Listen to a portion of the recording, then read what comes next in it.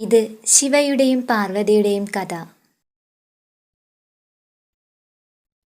അണിഞ്ഞൊരുങ്ങി വിവാഹവേഷത്തിലിരിക്കുമ്പോൾ അവളുടെ കണ്ണുകൾ അറിയാതെ നനഞ്ഞു കുതിർന്നു. ആളുകളും ബഹളങ്ങൾക്കുമിടയിൽ നിന്നും അല്പം സ്വസ്ഥത കിട്ടാൻ വേണ്ടിയാണ് താൻ അല്പനേരം ഒന്ന് തനിച്ചിരിക്കാൻ ആവശ്യപ്പെട്ടത്. തനിക്ക് ഇഷ്ടമില്ലാത്ത വിവാഹമാണെന്ന് ആവർത്തിച്ചു പറഞ്ഞിട്ടും ഡാഡി അത് മുഖവിലേക്ക് എടുത്തില്ല. അല്ലെങ്കിലും ഇവിടെ നടക്കുന്ന വിവാഹമല്ലല്ലോ, ബിസിനസ് ഡീലല്ലേ.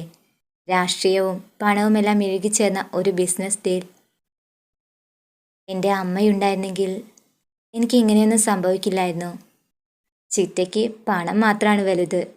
ഡാഡിയുടെ മുൻപിൽ മാത്രം സ്നേഹം അഭിനയിച്ച് ഫലിപ്പിക്കുന്ന രാക്ഷസി. ഇഷ്ടമല്ല എനിക്ക് അവരെ. പുറത്തണിഞ്ഞൊരുങ്ങി നിൽക്കുന്നുണ്ടാവും അവിടെ. ഡാഡിക്കൊപ്പം വേഷം കെട്ടി വരുന്നവരെയൊക്കെ സ്വീകരിച്ചിരുത്തുന്നുണ്ടാവും. അവൾ ഈർഷ്യയുടെ ഒരു നെടുവേർപ്പിട്ടു. പുതുമണവാട്ടിയുടെ വേഷത്തിൽ കണ്ണാടിയിൽ തെളിഞ്ഞ തൻ്റെ സുന്ദരമായ രൂപത്തോട് അവൾക്ക് പുച്ഛവും വെറുപ്പുമാണ് തോന്നിയത്. ബ്യൂട്ടീഷ്യൻ്റെ കരവിരുതിൽ അതിസുന്ദരിയായിട്ടുണ്ട് താൻ. തനിക്ക് ഏറ്റാൻ കഴിയുന്നതിലും അധികം ആഭരണങ്ങൾ അണിഞ്ഞ് ഏതോ ജ്വല്ലറി പരസ്യത്തിന് വേഷം കെട്ടി നിൽക്കുന്നത് പോലെയാണ് അവൾക്ക് ഫീൽ ചെയ്തത്. ഇതൊക്കെ വലിച്ചു പറിച്ച് എവിടേക്കെങ്കിലും ഒന്ന് ഇറങ്ങിയോടാനാണ് തോന്നുന്നത്. പെട്ടെന്നാരോ കതകിൽ മുട്ടിവിളിക്കുന്ന ശബ്ദം അവൾ കേട്ടു.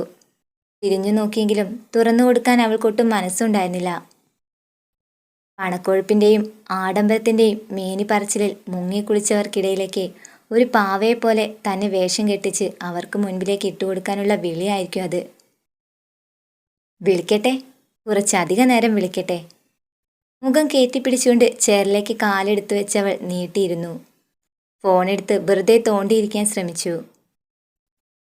എന്നാൽ അപ്പോഴും തട്ടി വിളിക്കുന്നത് അധികരിച്ചു വന്നപ്പോൾ ചെയറിൽ നിന്നും കാലെടുത്തുകൊണ്ട് ദേഷ്യത്തോടെ അത് തട്ടിമറിച്ചിട്ടു. അതേ ഊക്കിൽ തന്നെ അവൾ അവിടേക്ക് നടന്നു ചെന്ന് ആ ഡോറിൽ പിടിച്ച് വലിച്ചു തുറന്നു. പുറത്ത് നിൽക്കുന്നത് ആരാണെന്ന് പോലും നോക്കാതെ അവൾ കൈകെട്ടി മുഖം തിരിച്ചു. മേഡം. പരിചിതമല്ലാത്ത ആ വിളി കേട്ടപ്പോഴാണ് അവളൊന്ന് തിരിഞ്ഞു നോക്കിയത്. ബ്ലാക്ക് നിറത്തിലുള്ള ബനിയനും നീല ജീൻസും ധരിച്ച് സാമാന്യം വലിപ്പത്തിലുള്ള ഒരാൾ അവിടെ നിൽക്കുന്നു. മുഖത്ത് മാസ്കും തലയിൽ തൊപ്പിയും ധരിച്ചിരിക്കുന്നു. കണ്ടാൽ അറിയാം ഹാളിൽ വന്നിരിക്കുന്നവർക്കെല്ലാം ജ്യൂസ് സപ്ലൈ ചെയ്ത് കൊടുക്കുന്നവനാണെന്ന്. അതുകൊണ്ടാണല്ലോ ഈ ജ്യൂസും താങ്ങിപ്പിടിച്ച് ഇയാളിപ്പോൾ ഇവിടേക്ക് എഴുന്നള്ളിയിരിക്കുന്നത്. മാഡം ഇതുവരെ ഒന്നും കഴിച്ചിട്ടില്ലെന്നാ സാറ് പറഞ്ഞത്. ഈ ജ്യൂസ് ഇവിടെ ഏൽപ്പിക്കാൻ പറഞ്ഞതും സാറാണ്. മുഹൂർത്തത്തിന് ഇനിയും സമയമുണ്ടല്ലോ. അതുവരെയും ഒന്നും കഴിക്കാതിരുന്നാൽ മാഡത്തിന് ക്ഷീണമാകും. എനിക്ക് ക്ഷീണായാൽ തനിക്ക് എന്താടോ നഷ്ടം? താൻ എൻ്റെ ആരാ ഇതൊക്കെ പറയാൻ? തന്നെ ഏൽപ്പിച്ച കാര്യം ചെയ്തെങ്കിൽ താൻ വേഗം ഇവിടെ നിന്ന് പോകാൻ നോക്ക്. അയാൾ നെറ്റിച്ചുളിച്ചുകൊണ്ട് അവളെ ഒന്ന് നോക്കി. അതിനുശേഷം ട്രേയിൽ കൊണ്ടുവന്ന ജ്യൂസുമായി ആ മുറിയിലേക്ക് കയറി ചെന്നു. ജ്യൂസ് ടേബിളിന് മുകളിലേക്ക് കൊണ്ടുവച്ച ശേഷം അയാൾ ഡോറിനെ ലക്ഷ്യം വെച്ച് നടന്നു വരുമ്പോഴും അവൾ അത് കണ്ടില്ലെന്ന ഭാവത്തിൽ നിൽക്കുന്നതിനിടയിലാണ് പെട്ടെന്ന് അയാൾ ഡോർ അടയ്ക്കുന്ന ശബ്ദം കേട്ടവൾ തിരിഞ്ഞു നോക്കിയത്. പുറത്തേക്ക് പോകേണ്ടവൻ കതകടച്ച് അവിടെ തന്നെ നിൽക്കുന്നു. അവൻ്റെ നോട്ടം തന്നെ മാത്രം ലക്ഷ്യം വെച്ചുകൊണ്ടാണെന്ന് അറിഞ്ഞപ്പോൾ അവൾ ഒരു നിമിഷം ആശ്ചര്യത്തോടെ അയാളെ നോക്കി. അതിനൊപ്പം ദേഷ്യം പിടിച്ചുകൊണ്ട് ആ മൂക്കും വിറപ്പിച്ച് അവൻ്റെ മുൻപിലേക്ക് ചെന്ന് നിന്നു. ഡോ, താൻ എന്താടോ ഈ കാണിച്ചത്? ജ്യൂസ് ഇവിടെ വെച്ച് തന്നോട് ഇറങ്ങിപ്പോകാനല്ലേ ഞാൻ പറഞ്ഞത്? അതിനു പകരം ഡോറടിച്ച് താൻ ഇവിടെ തന്നെ നിന്ന് ഇങ്ങനെ ചിരിക്കുന്നോ? ഇറങ്ങിപ്പോടോ ഇവിടുന്ന്. ആ, ഒന്നടങ്ങ് പെണ്ണേ. ഇത്രയും സുന്ദരിയായി അണിഞ്ഞൊരുങ്ങി നിൽക്കുന്ന ഈ വേഷത്തിന് അല്പം നാണവും പുഞ്ചിരിയൊക്കെയാണ് ചേരുന്നത്. പക്ഷേ അതൊന്നും കണ്ടു നിൽക്കാൻ തൽക്കാലം എനിക്കിപ്പോൾ ഒട്ടും സമയമില്ല. സംസാരിച്ചുകൊണ്ടിരിക്കുന്നതിനിടയിൽ അവൻ്റെ പോക്കറ്റിൽ കരുതിയിരുന്ന ക്ലോറോഫോം മണപ്പിച്ച തുണിയവൻ എടുത്ത് നിമിഷങ്ങൾക്കകം അവളുടെ പിറകിലൂടെ ചെന്നു. തന്നെ വലം വയ്ക്കുന്നവനെ സംശയദൃഷ്ടിയോടെ നോക്കി. നിൽക്കുന്നതിനിടയിൽ ആ കണ്ണുകളെ പൊത്തിപ്പിടിച്ചുകൊണ്ടവൻ കയ്യിൽ കരുതിയ തുണി അവളെ വേഗത്തിൽ മണപ്പിച്ചു. അത് ശ്വസിക്കേണ്ട താമസം അവളുടെ കണ്ണുകൾ താനെ അടഞ്ഞു. പെട്ടെന്നവൾ താഴേക്ക് വീഴാൻ ഒരുങ്ങുമ്പോഴേക്കും അവളെ താങ്ങിയെടുത്തവൻ ചെയറിലേക്ക് ഇരുത്തി. കതിർ മണ്ഡപത്തിലേക്ക് ചെന്ന് വരണമാലി മണിയിക്കേണ്ട മണവാട്ടിയെ തട്ടിക്കൊണ്ടുപോകുന്നത് അത്രയ്ക്ക് എളുപ്പമുള്ള കാര്യമല്ല. എങ്കിലും തനിക്കിത് ചെയ്യാതെ വേറെ നിവൃത്തിയില്ലെന്ന് ഭാവിച്ചുകൊണ്ട് മനസ്സിൽ ചിലതെല്ലാം നിശ്ചയിച്ചുറപ്പിച്ചെന്ന മട്ടിലവൻ തലയൊന്നാട്ടി. മുഹൂർത്തത്തോട് അടുക്കുന്നതിനിടയിലാണ് പത്മവും അവളുടെ പൊങ്ങച്ചക്കാരികളുമായ കുറച്ച് ഫ്രണ്ട്സിനെയും കൂട്ടി പാർവതിയുടെ മുറിയിലേക്ക് വന്നു കയറിയത്. ലോക്ക് ചെയ്യാതെ കിടക്കുന്ന മുറിക്കകത്തേക്ക് കയറിയപ്പോൾ അവിടമെല്ലാം ശൂന്യമായിരുന്നു. കല്യാണപ്പെണ്ണിനെയും അവളെ അണിച്ചൊരുക്കാനൊപ്പം നിന്നവരെയൊന്നും പത്മവും ഫ്രണ്ട്സും അവിടെ കണ്ടതേയില്ല. അവരെല്ലാവരും ആ മുറി അരിച്ചു പെറുക്കിയെങ്കിലും ഒന്നിനും ഒരു ഫലവും ഉണ്ടായിരുന്നില്ല. പിന്നെ പെട്ടെന്നൊരോട്ടമായിരുന്നു.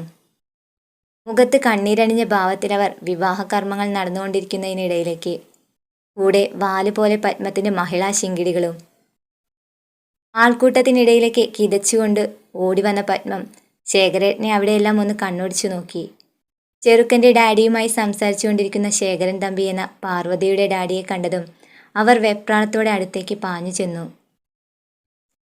കൊഴുത്തു തടിച്ചു വീർത്ത സർവാഭരണ വിഭൂഷിതയായ തൻ്റെ ഭാര്യയുടെ കിതപ്പും വെപ്രാളവുമെല്ലാം ശേഖരൻ തമ്പിയെ പോലെ തന്നെ അത് കണ്ടു നിന്നവരിലെല്ലാം സംശയത്തിന് ഇടവരുത്തുകയായിരുന്നു. എന്താ പത്മം, എന്തുണ്ടായി? തൻ്റെ മുഖം കണ്ടിട്ട് എന്തോ വല്ലായ്മ സംഭവിച്ചു പോലെയുണ്ടല്ലോ. അവളെവിടെ? മുഹൂർത്തത്തിന് സമയമിങ്ങ് അടുക്കാറായി. ചെന്നവളെ കൂട്ടിക്കൊണ്ടു വാ പത്മം. ഉമിനീര് വിഴുങ്ങി കണ്ണു തുറച്ചുകൊണ്ട് പത്മ അയാളുടെ മുഖത്തേക്ക് നോക്കി. ശേഖരേട്ട, പാറുവിനെ അവിടെയൊന്നും കാണാനില്ല. ഞങ്ങൾ എല്ലായിടത്തും തിരഞ്ഞു നോക്കി, എങ്ങും അവളെ കണ്ടില്ല. അവിടെ ഇല്ലെന്നോ? പിന്നെ അവൾ എവിടെ പോകാൻ?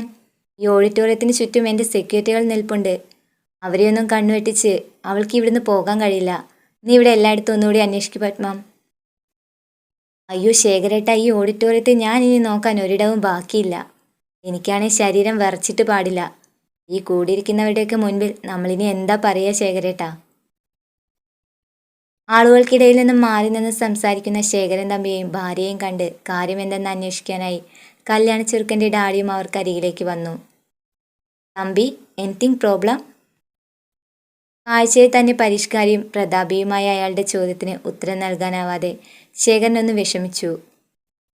PK, അത് പിന്നെ പാർവതി ഈസ് മിസ്സിങ്. ആ ഉത്തരം അവിടെ കൂടിയിരിക്കുന്നവരുടെ എല്ലാം സംശയങ്ങളിലേക്ക് ചെന്നെത്തിയപ്പോൾ ആഘോഷത്തിൻ്റെയും ബഹളങ്ങളുടെയും ലോകം പെട്ടെന്ന് നിശ്ചലമായി തീർന്നു. നിമിഷങ്ങൾക്കകം ആളുകളെല്ലാം അവിടെ നിന്നും പിരിഞ്ഞകലാൻ തുടങ്ങി.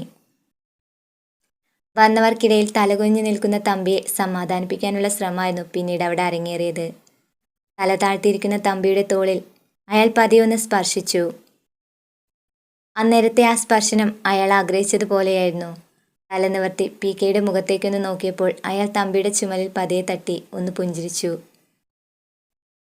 എൻ്റെ മകൻ വിശാലിന് ഒരു വിവാഹമുണ്ടെങ്കിൽ അത് തൻ്റെ മകൾ പാർവതിയുമായി മാത്രമായിരിക്കും. അവൾ എവിടെയുണ്ടെങ്കിലും നമുക്ക് കണ്ടുപിടിക്കാം തമ്പി. ഇത് ഞാൻ തനിക്ക് തരുന്ന വാക്കാ. തളർന്നുപോയ മനസ്സിന് പുതുജീവൻ ലഭിച്ചതുപോലെ ശേഖരൻ തമ്പി അവിടെ നിന്നും എഴുന്നേറ്റ് അയാളെ സന്തോഷത്തോടെ ആലിംഗനം ചെയ്തു. നഗരത്തിൽ നിന്നും ഒരുപാട് അകലെയുള്ള ഗ്രാമം. ഗ്രാമത്തിന് ചുറ്റും പരന്നൊഴുകുന്ന പുഴയ്ക്ക് മധ്യത്തിൽ ദ്വീപ് പോലെ തോന്നിക്കുന്ന ഒരു ഗ്രാമസമൂഹം. നഗരജീവിതത്തിൻ്റെ പരിഷ്കാരങ്ങളോ ആഡംബരങ്ങളോ ഒന്നുമില്ലാത്ത കുറച്ചധികം സാധാരണക്കാർ മാത്രം താമസിക്കുന്ന ഇടത്താണ് അവൻ അമ്മയുമൊത്ത് താമസിച്ചിരുന്നത്.